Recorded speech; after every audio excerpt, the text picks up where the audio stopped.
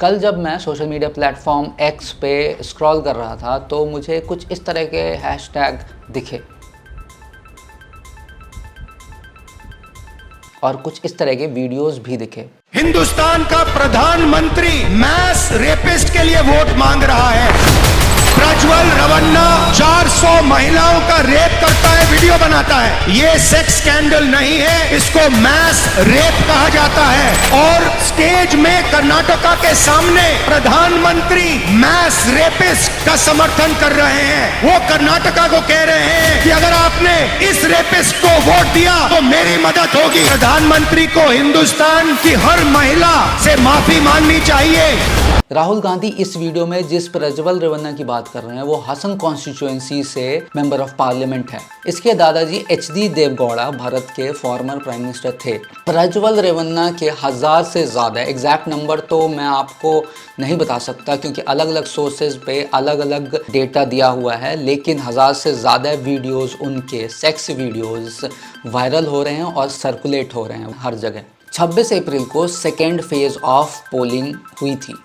Hasan constituency में भी इसी दिन पोलिंग थी। पोलिंग से 2-3 दिन पहले बसेस में, पब्लिक टॉयलेट्स में, पार्क्स में और स्टेडियम्स में पेन ड्राइव्स और सीडीज सर्कुलेट होने लगी। इन पेन ड्राइव्स और सीडीज में सेक्स वीडियोस थी। इनमें रेवन्ना की काली करतूतें थी। इन वीडियोस में प्रज्वल रेवन्ना औरतों के साथ सेक्सुअल एक्टिविटीज कर रहा है, औरतों के साथ जोर जबरदस्ती कर रहा है, उनसे सेक्सुअल फेवर्स ले रहा है और उन्हें रिकॉर्ड भी कर रहा है। हासन में इलेक्शन के दिन रेवन्ना के पोलिंग एजेंट ने साइबर सेल में कंप्लेन लिखाई कि बहुत सारे ऑब्सीन फोटोज और वीडियोज को सर्कुलेट किया जा रहा है। प्रज्वल रेवन्ना के लोगों का कहना है कि ये सारी वीडियोज फॉल्स हैं, ये सारी वीडियोज फेक हैं, मॉफ्ड हैं, नकली हैं।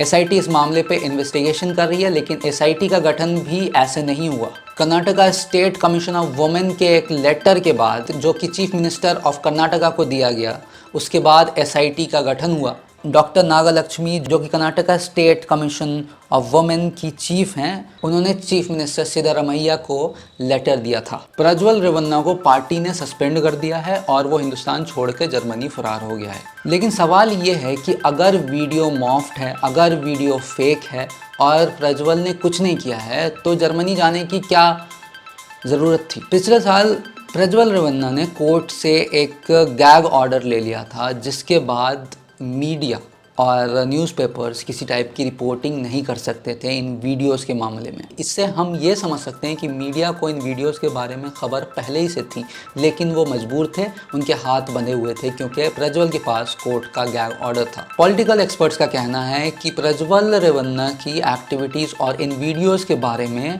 पार्टीज़ को पहले से पता था। जेडीएस, बीजेपी और कांग्रेस को इन चीज़ों के बारे में, इन वीडियोस के बारे में ऑलरेडी पता था। कर्नाटका में एक भारी संख्या में लोग प्रोटेस्ट करते हुए दिख रहे हैं।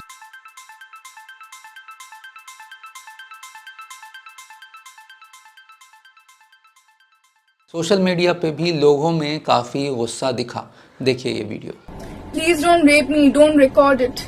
I am 68. I fed your father and grandfather. These were the words of a 68-year-old woman who was raped by Prajwal Revanna. Smriti Irani, you have a daughter at home. Have some shame.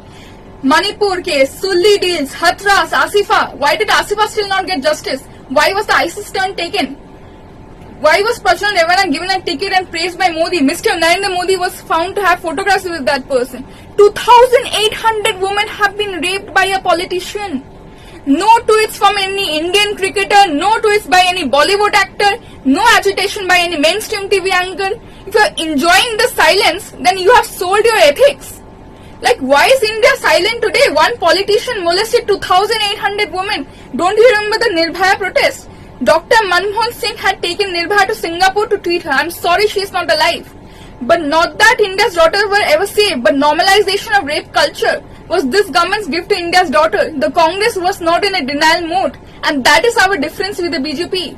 The BJP made women's bodies a battleground during Gujarat 2008 riots when sexual violence was done on the women, and Mr. Narendra Modi allowed it.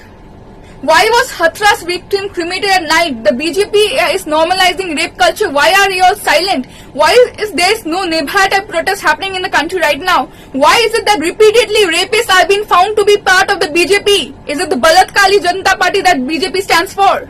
यह है भाजपा के NDA alliance का एक MP और इस हरामजादे का नाम है प्रज्वल रवन्ना। इस कुत्ते के बच्चे के पास एक पेनड्राइव बरामद हुई जिसमें 2976 वीडियोस हैं of women being sexually exploited. करीबन 3000 videos of women from house helps to party workers being sexually exploited मिली है। और पता है भाजपा ने क्या किया? इसको बीच लोकसभा कैंपेन में देश से बाहर भिजवा दिया।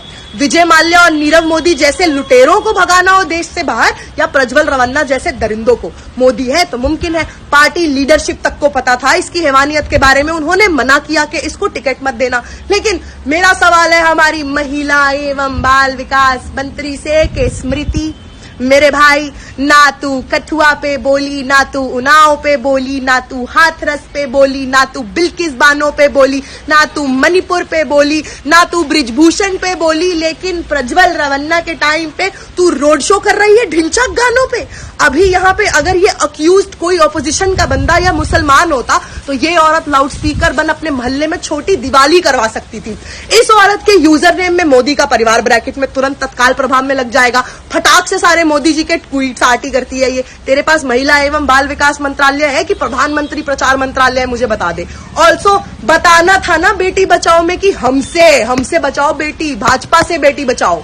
शर्म, गैरत, लज्जा, इंसानियत, ये सारे वर्ड्स तो सरकार ने अपनी डिक्शनरी से मणिपुर के टाइम ही निकाल दिए थे। लेकिन ऐसा कैसे हो सकता है कि प्राइम मिनिस्टर जिस एमपी के लिए कैंपेनिंग करने जा रहे हो उन्हें उसके काले कारनामों के बारे में इतना सा भी पता ना हो? क्या हमारे प्राइम मिनिस्टर वोट के लिए अब इतना गिर गए हैं कि एक रेपिस्ट के लिए कैंपेनिंग करेंगे? प्रज्वल रवन्ना 2970 सेक्सुअल हैरेसमेंट और रेप की वीडियोस इन एमपी साहब ने खुद शूट की है। ये हरामखोर पिछले 5 साल से एमपी है, यानी 1825 दिनों से एमपी है, जिसमें इसने 2970 वीडियो शूट की, यानी एक दिन में 2 वीडियो। अब प्राइम मिनिस्टर ऐसे इंसान के लिए कैंपेनिंग करने गए, कैंपेनिंग की तो की, देश से ही भगा दिया। ये सब तो रिकॉर्ड पे है। सोचो कितनी महिलाएं, कितनी औरतों को इसने सेक्सुअली ऐसी हैरास किया होगा जिनका कोई भी रिकॉर्ड नहीं है। तो Anjana madam, Rubika madam, Chitra madam, जो फेमिनिज्म का झंडा लेकर आप अपने शो में खूब तेज दहाड़ती हो ना, हेलीकॉप्टर उतारो और जरा इस खबर पे भी थोड़ी रोशनी डाल दो। इलेक्शन कमीशन के बाद लगता है नेशनल कमीशन ऑफ विमेन भी कुंभकर्ण की नींद लेकर सो गया है। स्मृति ईरानी मैडम जो आप पार्लियामेंट में करके गुस्सा होती हो, राहुल गांधी का नाम आते ही आप एकदम कोप भवन में चली जाती हो। थोड़ा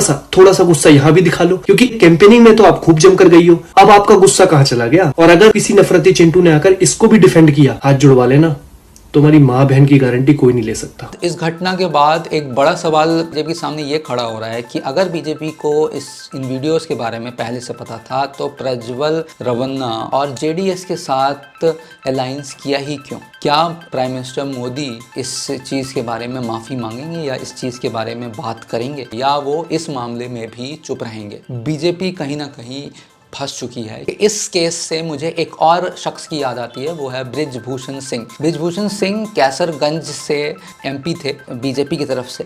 उन पे अभी बहुत सारे केसेस चल रहे हैं। अगर आप ब्रिजभूषण सिंह को गूगल करेंगे तो आपको पता चलेगा कि उनके नाम पे क्या क्या केसेस चल रहे हैं। महिला रेसलर्स ने बहुत सारे आरोप लगाए थे, फिजिकल और मेंटल हरासमेंट का आरोप लगाया गया था। तो बीजेपी ने ब्रिजभूषण सिंह को तो टिकट नहीं दिया है, लेकिन उनके बेटे करण भूषण सिंह को कैसरगंज से टिकट दिया है। ये इन्फॉर्मेशन मैं आपको इसलिए दे रहा हूँ क्योंकि ये जानना ज़रूरी है कि कौन खड़ा हो रहा है आपके एरिया से और उसके परिवार के लोग किस चीज़ों में इन्वॉल्व हैं। ब्रिजभूषण सिंह महिला रेसलरों के मेंटल और फिजिकल हरासमेंट केस में इन्वॉल्व हैं। तो जब भी आप वोटिंग करने जा रहे हों तो इस बात का ख्याल रखिए कि आप वोट किसको कर रहे हैं, और वोट करने बिल्कुल जाइए, क्योंकि अगर आपके उंगली में पोलिंग के दिन निशान नहीं है तो आपको कोई हक नहीं है 5 साल तक कि उस सरकार के ऊपर उंगली उठाएं। इस बात को ध्यान से समझिए, सोचिए, सोच समझ के वोटिंग कीजिए, लेकिन बिल्कुल कीजिए। अगर ये वीडियो आपको अच्छा लगा है तो हमारे चैनल को सब्सक्राइब कीजिए, इस वीडियो को लाइक कीजिए, हो सके तो दूसरों तक ये वीडियो शेयर कीजिए, हमारे इंस्टाग्राम को भी फॉलो कीजिए। Thank you.